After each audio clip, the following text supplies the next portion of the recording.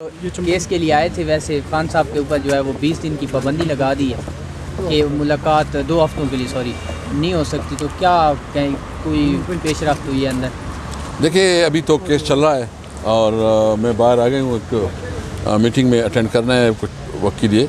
देखिए, सबसे पहले तो ये बात है कि ये जो पाबंदी है ये इलीगल है और गैर कानूनी है। जेल के अपने मैनुअल्स हैं, उसके मुताबिक जो है ना आप किसी की मुलाकात नहीं रोक सकते।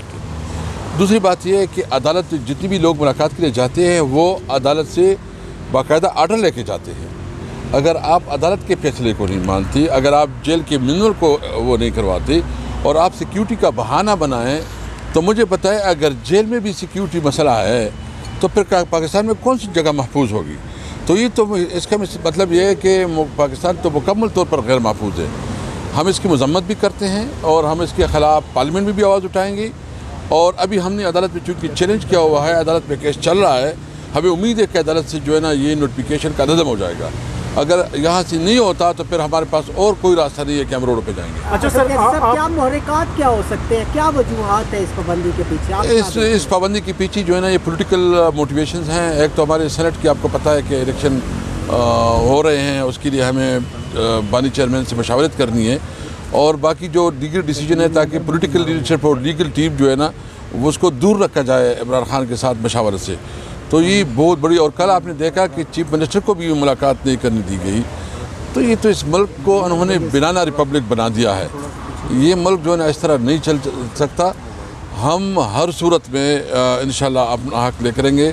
हमारा सिर्फ मुतालिबा है कि पाकिस्तान को कानून और आइन के मुताबिक चलाओ। सर कैसर साहब, आपने कहा था कि अगर मोहसिन नकवी वज़ीर दाखिला बनते हैं तो हमारे हुकूमत के साथ कोई मुज़ाकरात या कोई बातचीत नहीं होगी। अब वो आज उन्होंने चार्ज संभाली है, अब आपका क्या पॉइंट ऑफ व्यू है? क्या बातचीत करेंगे किसी भी मौजू पर हुकूमत से? नहीं, हमारा तो अभी कोई नहीं। हम तो इस हुकूमत को मानती नहीं है, हम तो इसको जाली मानते हैं। अब क्या, पूरी अवाम इसको नहीं मानती, कोई नहीं मानता कि ये कोई लीगल गवर्नमेंट है।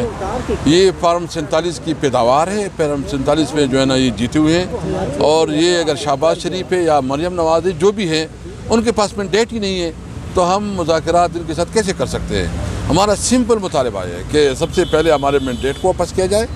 हमारा मैंडेट वापस आएगा, आवाम का जो वोट है उसको इज़्ज़त दी जाए, तब हम जो है ना आगे बात करेंगे। लेकिन इस सूरत हाल में किसी की मैंडेट नहीं है, उनकी अपनी बीवी बच्चों को पता है कि ये हारा हुआ है, उसको ख़ुद भी ज़मीर अंदर से आवाज़ें दे रही है कि तुम जो है ना रिजेक्टेड हो, और इसके बाद वो अगर करते हैं तो इसके बारे में मैं बिल्कुल वाज़िह हूँ कि हमने कोई मुज़ाकरात नहीं करनी है। हम सिंपल अपना हक़ लेकर रहेंगे इंशाल्लाह। मैं आपको एक बात बताऊँ कि इंशाल्लाह इस ज़मीन में हमारी हुकूमत बनेगी इंशाल्लाह ताला। जो हमारे मैंडेट उन्होंने चोरी किए, मैं अदालतों से उम्मीद रखता हूँ कि वो उनको इंशाल्लाह बहाल करेंगे और फिर जो है ना इस मुल्क की इकॉनमी को, इस मुल्क में अमन व अमान और उस मुल्क में जो तरक्की और खुशहाली की तरफ आगे लेके जाएंगे। सर, आपकी मौलाना के साथ पहले भी बातचीत होती रही है। मौलाना साहब ईद के बाद लॉन्ग मार्च स्टार्ट करने जा रहे हैं, क्या आपका कोई लायामल इख्तियार किया है कि उनके साथ आप लॉन्ग मार्च करेंगे या उनके साथ ले के तहरीक को जिद्दोजहद को आगे बढ़ेंगे? हम देखो अपना कर रहे हैं, हम अपनी एक अरेंजमेंट्स कर रहे हैं और इसके हवाले से जो है ना हमने मुख्तलिफ पार्टीज़ को इंगेज किया हुआ है। होपफुली हम इस इंशाल्लाह ताला इस रमज़ान में एक आल पार्टी कॉन्फ्रेंस भी बुलाएंगे और साथ साथ मौलाना साहब की अभी हमें खद खाल मालूम नहीं है, जब उसके बारे में मालूमात हो जाएगी तो फिर कोई उस पर तबसरा करेंगे। सर, रात आपकी मीटिंग हुई है, उसमें क्या आप लोगों ने सलाह अमल इख्तियार करना है? नेक्स्ट आप लोगों ने लॉन्ग मार्च करना है, कहाँ करना है सर? जेल, अडियाला जेल के सामने आपने धरना देना है या इधर? क्योंकि आज शेर अफजल मरवत साहब कह रहे थे कि हम जो है ना असम्बली में तो करते हैं, आप बाहर भी निकलेंगे। हाँ बिल्कुल, इस पर चूँकि आज हम अपनी अदालत की केसों को दे रखे हैं, उम्मीद है इंसाफ मिल जाएगा, मुलाकात खुल जाएंगी। क्योंकि एक केस में तो उन्होंने जो फैसल जावेद के केस पे जो उन्होंने हमारे फैसले को चैलेंज किया था, तो वो आज जो है ना हमारे हक़ में फैसला आया है। उम्मीद है अदालत से कि ये आज फैसला हो जाएगा। अगर नहीं होता तो हमारे पास कोई रास्ता नहीं है, हम कानूनी जंग भी लड़ेंगे और रोडों पे भी होंगे। सदर कैसा देखते हैं जरदारी साहब को दोबारा?